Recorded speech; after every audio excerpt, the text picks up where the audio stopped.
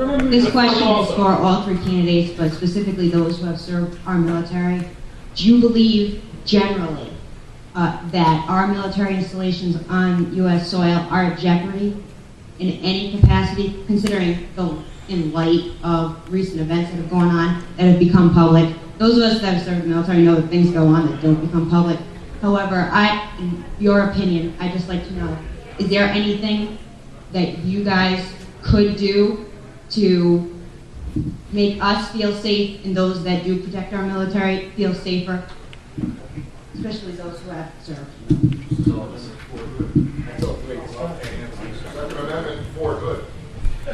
Yeah, I think that, well, first of all, I served 5 years on active duty in the United States Air Force towards the tail end of the Vietnam War. It was a decision that I made in college, thinking that, you know, the idea of like dodging, going to Canada, unacceptable to me, part of service.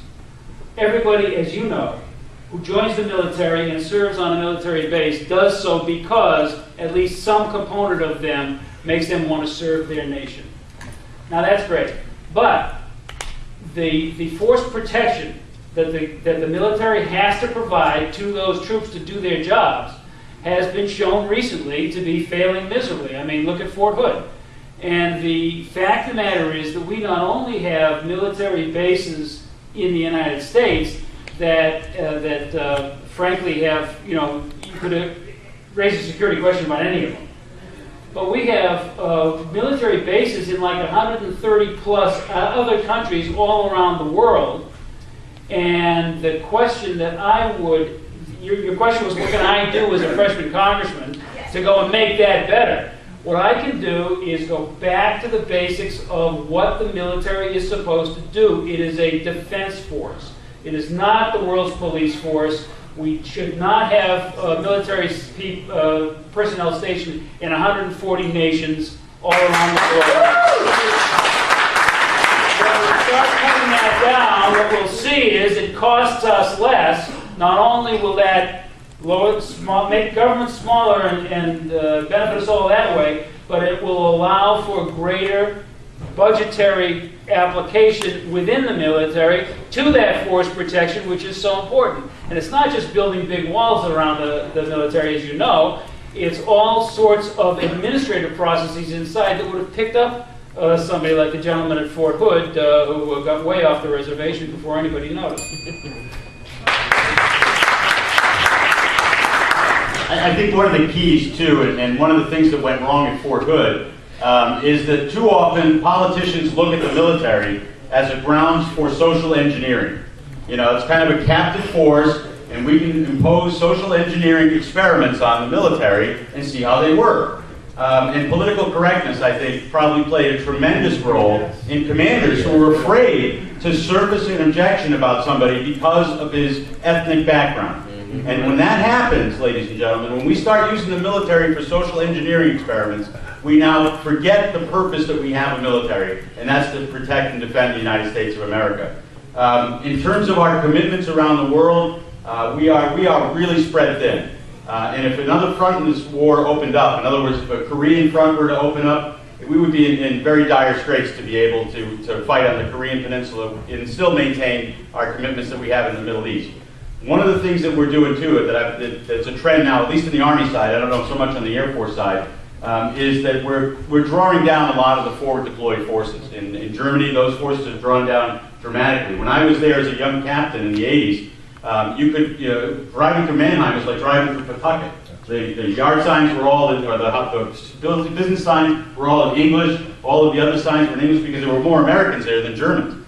And it's completely changed now. My last tour in Germany was 1996 as part of the Bosnia rotation, and it's completely changed. We've drawn that force down significantly. And as we add technology to be able to modernize, to be able to do force protection missions, you don't necessarily need forward deployed bases to do force protection.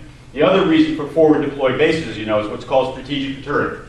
Back in the Cold War days, we had the giant Red Army, and we had to show the Red Army that we were there and we were on the border, and we were going to get them if they came across the border. And now that we've gone into more asymmetrical type conflict, the war on terrorism is more of an asymmetrical type conflict. You don't necessarily need the vast amounts of forward deployed forces. So we can draw down forward deployed forces as well. Thanks.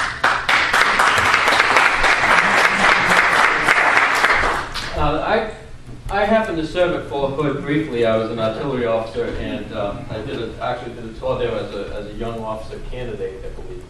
And you know, probably there was some inhibition, some desire to maybe cut some slack, and maybe some poor judgment in overlooking this gentleman who, you know, as Mark said, was going off the reservation, was manifesting objectively that he had some hostility to his to this country and to his service, and they should have picked up on it. They were inhibited, but I don't want to criticize, you know, the role of our military and the social experimentation role. I mean, our military actually did so much to integrate this society.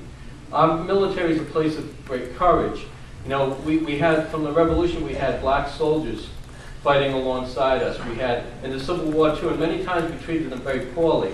And we integrated our military in the Second World War, and we had great heroes like the Tuskegee Airmen. And so we have used the military as a place of great courage to make changes in our society, and those changes have been important. Congress approves, you know, commissions officers. I don't know how this man got through the process. You know, people are interviewed. Clearances are given. They talk to people and they ask questions. This man got through the cracks. His neighbors must have said he's an okay guy. People who knew him must have said he's an okay guy. So, you know, I would just view it probably an isolated incident. I also trained with officers from other countries at Fort Sill. And I have to admit, I was training with, you know, officers from Middle Eastern countries who didn't often say things that were very friendly about our country, and I had my doubts. But that's part of the reality of our alliance system, is that we work in close cooperation with people from many countries, many allies, and, you know, hopefully there's some benefit from that too.